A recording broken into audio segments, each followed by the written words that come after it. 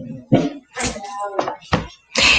everybody, welcome to another edition of Thursday's Q&A. But today's St. Patty's Day and my schedule does not allow for me to be with you guys tomorrow.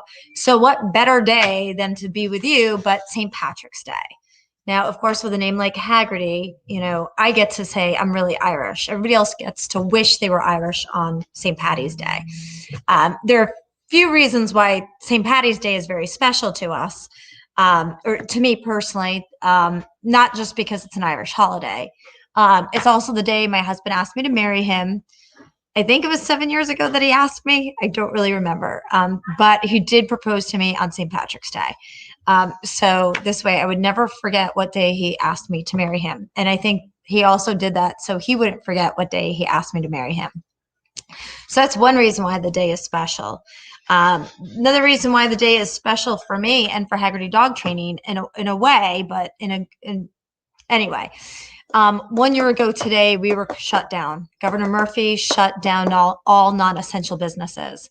There were dog training facilities that found loopholes and said that they were taking care of healthcare workers' animals, therefore they should stay open. We were doing the right thing. I wanted to keep my employees safe, so we were shut down. And we were shut down. I thought it was going to be a couple of weeks, and 3 months later, we were just starting to reopen. So I will never forget St. Patrick's Day of 2020 because that was a pivotal point for me in my life, and it was the beginning of the whole new world for all of us. So March 17th to 2020, St. Patrick's Day. I'm so glad 2020 is over. I'm glad that things seem like the sun is starting to shine on the horizon. The light is at the end of the tunnel. In the meantime, I hope everybody that's watching has been nice and safe. So happy St. Patrick's Day to everybody. I am not going to talk about Irish purebred dogs today, although I should have, but I have so much other stuff that I want to talk to you about. A couple of things, quite a few things that have come across our desks this week. This past week, I started a puppy class, and it was the first puppy class I had in I don't know how long, but I had all purebred puppies. We limit our classes right now to 4 to allow for social distancing.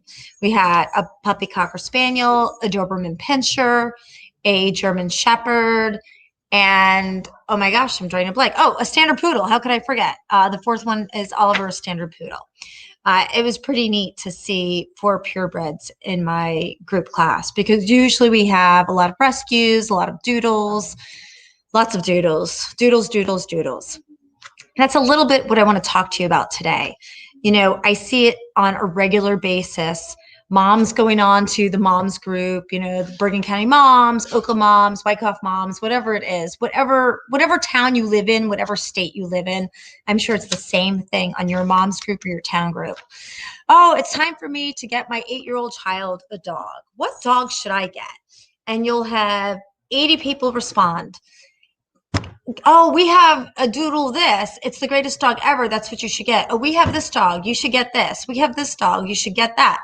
That dog is the best. My neighbor's dog has the best XYZ breed. You should get that one. And adopt, don't shop. Adopt, don't shop.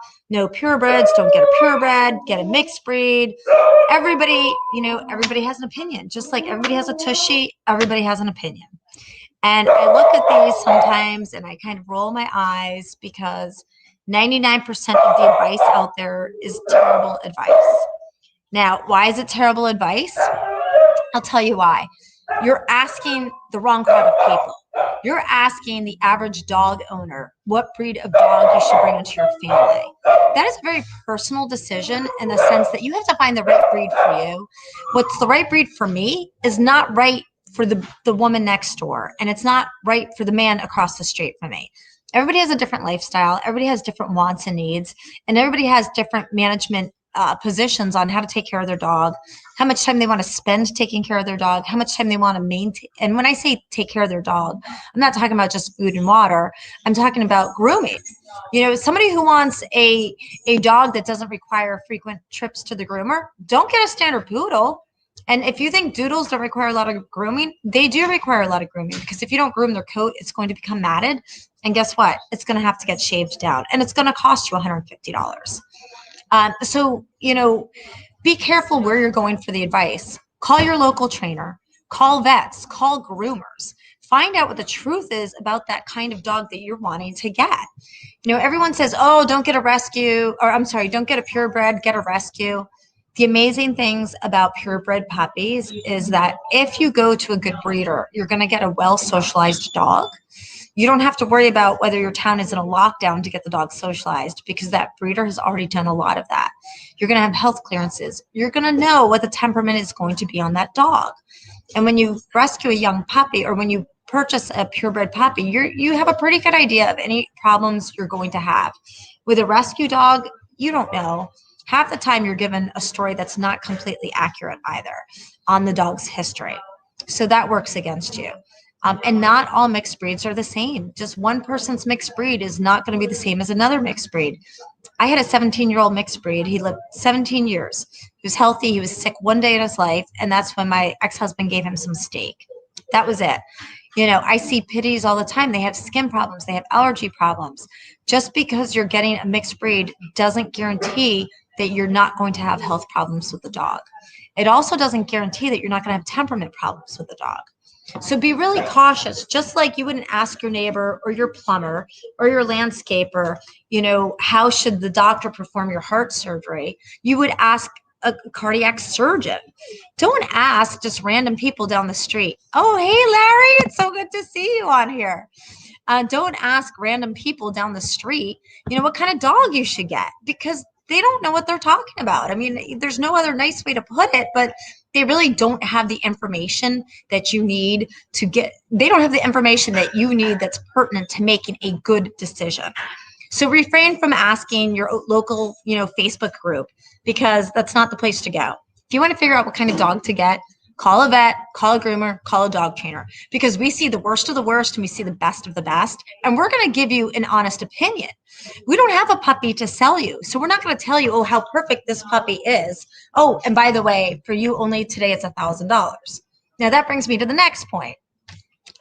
I don't understand why people will spend $3,000 on a puppy and then they call up and, oh, I don't want to spend $300 on group dog training classes. Well, yes, you can do group dog training classes for less than $300. It depends where you live in the country. However, you just spend $3,000 on a purebred puppy and you don't want to spend $300 on dog training. Adjust here, readjust. That's like me going out. You would not buy me going out, buying an $80,000 Mercedes Benz. And then I decide I'm going to have my son change the oil and do the maintenance work on it. Oh, and by the way, honey, we're not going to use that premium oil at Walmart. We're not even going to go to Walmart. Go ahead and just use, the cooking oil in the kitchen. You're going to use good stuff because you just spent $80,000 on a car. You want to maintain it. So spend good money on dog training. So, even if you spend $1,000, let's say if you're from the local New Jersey area, maybe you went to Amish country, and yes, those puppies are less expensive. And yes, those puppies haven't been health tested. And yes, if you go to a good breeder, you're going to spend more money, and there's a reason for it. You're going to get a healthier, mentally sound dog, most likely. You're going to have a dog, you're going to know its background, you're going to know its genetics, you're going to know what genetic testing has been done. So don't say to yourself, well, I just spent $1,000 on my purebred German Shepherd. I'm not spending $300 on dog training. My question is, why wouldn't you? If you don't spend the money on the dog training, what's going to happen when that puppy decides to blow you off? They're in adolescence and they're not coming when called anymore because the treat doesn't work, or whatever you've been doing hasn't worked. They're going to go run out in the street and get hit by a car. If the dog lives, I can assure you, you're going to spend a lot more than $300 to get the dog fixed up and ready to go and come back home with you than the $300 you would have spent on a good dog training class. So please, if money's an issue and you're going to discount certain things, take a look at how much you have to spend on the dog and plan on spending a good year training the dog. Now, not everybody needs to spend a year training the dog, but the more work you give a dog, the better foundation you have. And when you go to dog training class, follow through. Get your money's worth. Follow through.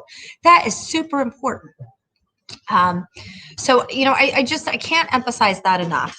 Don't don't cheap out on the dog training because it makes a huge difference. We get dogs in here all the time.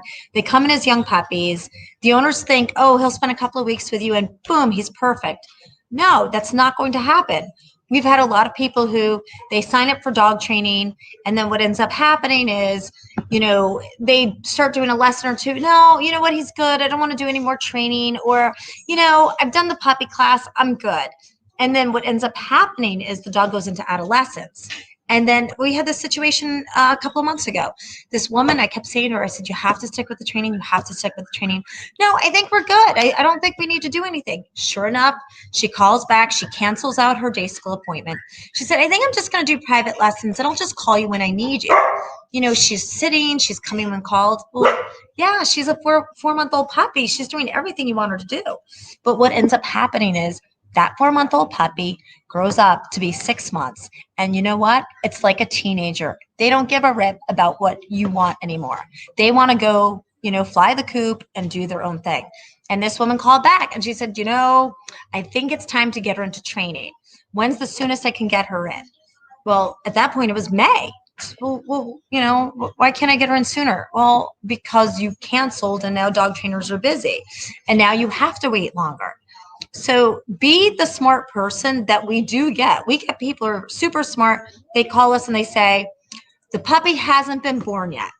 When do we start training? Be that person before you get the dog. Investigate. Get the dog registered in class. Hey, Jordan, be somebody like Jordan who, diligently trains his dog every day, does what the dog trainer tells him to do, and knows that having a dog requires work. So that's my soapbox on spending money on training. Don't be a fool. Just get the dog trained. It'll be cheaper now, I promise you, than it will be in the long run. And I'm going to tell you one last story. And actually, it's relevant because I remember this woman. She called me up. This was a gazillion years ago in South Florida when I was down there. She had a Boston Terrier, and it was named Goblin. And she had gotten Goblin around Halloween. And she said, oh, I really don't want to spend that much money on the training right now. And I don't know, it was a few $100s, whatever it was. She called me back, and it was around this time of year. It was, like March or April.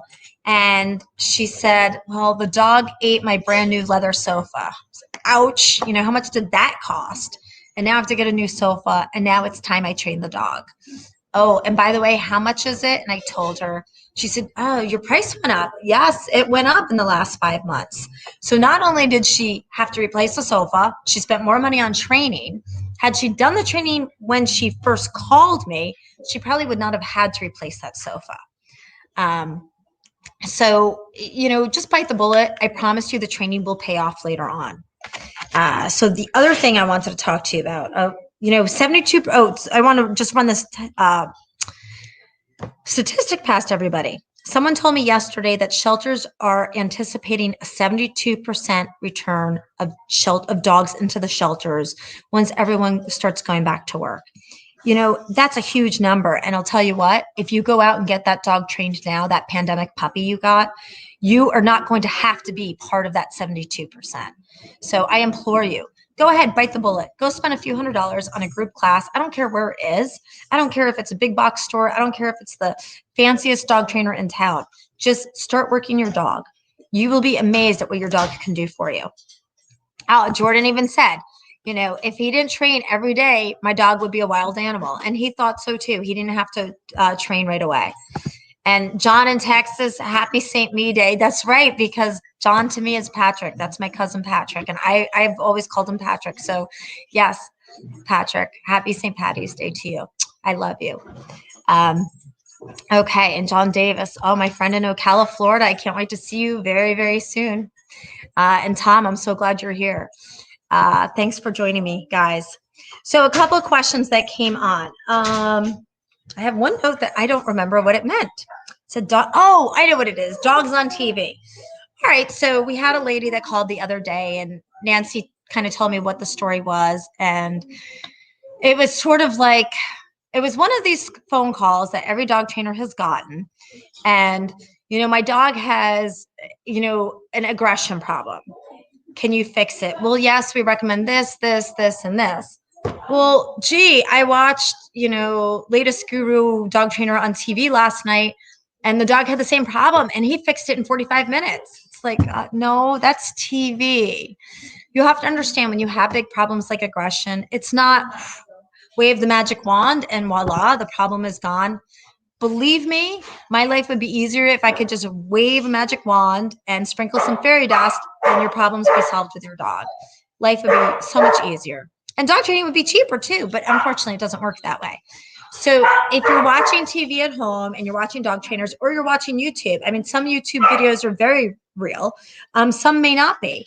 Don't think that just because somebody solved a problem in, oh my goodness, my hair. Just because someone solved a problem in half hour, an hour TV means that same thing can happen for your dog. Because there's a lot of editing that goes on, number one. That show has been filmed over a period of time, not 1 hour.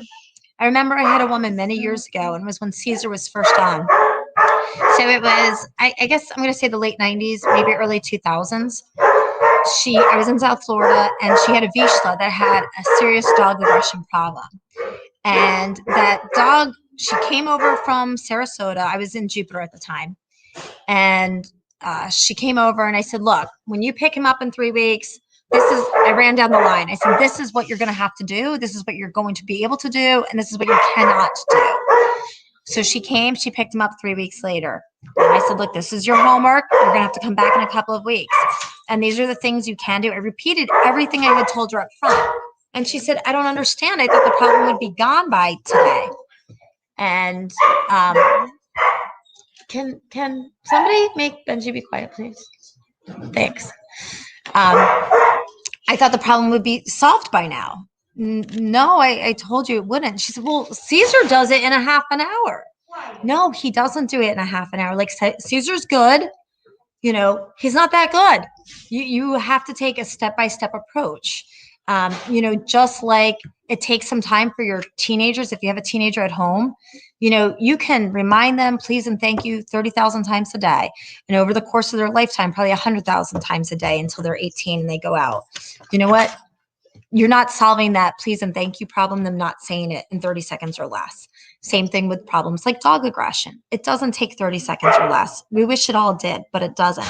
So be careful what you see on TV, on some of these TV shows, because it's not always reality. It's not to say that it can't be resolved, but it is to say don't think that those problems are solved in an hour, because they're not. Okay. Now, one of the other questions that came in was, my dog gets sick in the car, nervous and poops. There are a few things you can do. I tell everybody, start out, keep your car in the garage, not on, of course, with the garage door closed. Start feeding your dogs meals in the car so they start to learn going into the car is a wonderful thing. It's a great thing. I get my meals in here, put their toys in there, hang out in the back of the car and just play with them in the car. Teach them to just relax in the car. And then what you want to do is start taking step-by-step approaches. So then one day you're going to put the dog in the car, you're going to secure the dog in the car, and you're going to drive to the end of the driveway. Then you're going to go back into the garage. Then you're going to go the next day, you're going to take the dog into the car, you're going to put them in the car, you're going to drive down the street. You're going to turn around and go back into the garage. And then the next day, you're going to take a drive down to the post office or whatever it is. Take them on short trips, initially very tiny, tiny trips. You can also not offer your dog, but give your dog CBD oil. One brand, and I know it's around here somewhere, is Pet Relief. That is what we recommend. I'm going to put it here in the comments, Pet Relief. And it's a great CBD oil. Another brand is Charlotte's Web, which I have heard wonderful things of, and I know of that company, and it's a great company. Those are two good companies of CBD oil. So that is one thing you can do about getting your dog in the car, getting sick or nervous in the car. And the more time that they spend in the car and just sitting in the car, and I don't mean, let me emphasize this, do not leave your dog in the car with the windows rolled up, locked in the sun and unattended. This is fine if the dog is in your garage and you're with it in the car. Do not lock your dog up in the car. That's just the wrong thing to do. It gets too hot. They don't have any air circulating. If it's sunny out, you don't want to do it. You want to be in that car with your dog. Don't just put them in the car and leave them alone. That's a big, big no-no. Got to check right off my checklist so I don't forget anything. The other thing I wanted to tell you guys about that we are very excited, and I only have a few more minutes, is we are going to watch our Facebook page because we are undergoing a facelift. We're going to be closed a week in May. We're getting new painting, new pictures.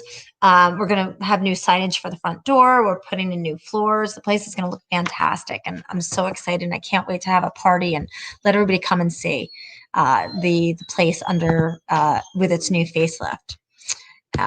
So let me see here. I just want to check to see if there are any questions that came in.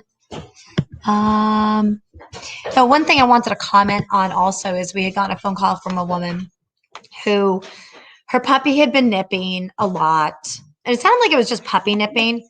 And then it progressed from puppy nipping to when her daughter goes to sit down next to her on the sofa, the dog lunges and growls at her.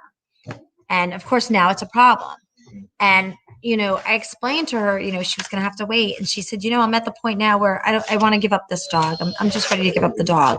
Unfortunately, if she had called us when the puppy was nipping, and I guess the puppy was nipping and a little bit of growling when you would take things, and it's a young puppy, they probably could have turned it around. And I'm sure that they could still turn it around, but I'm not sure what they're going to end up doing with this puppy. But even if your puppy is doing like something like nipping, don't wait for the dog to grow out of it. That's the time to get it in for training because you stop a lot of problems from snowballing and developing into something far worse. I just want to see if anybody has any questions at all. We're almost out of time. Okay. Hello, Patrick. Happy St. You Day. And I think that's it. I don't think I have any more questions or anything else I wanted to cover. We will be back to next Thursday at 1:30. I'm just double checking, making sure. Yep, I did address everything. I will be back next Thursday at 1:30, so a week from tomorrow. In the meantime, everybody stay safe and have a wonderful day. And thanks for tuning in. Take care, everybody. Bye-bye.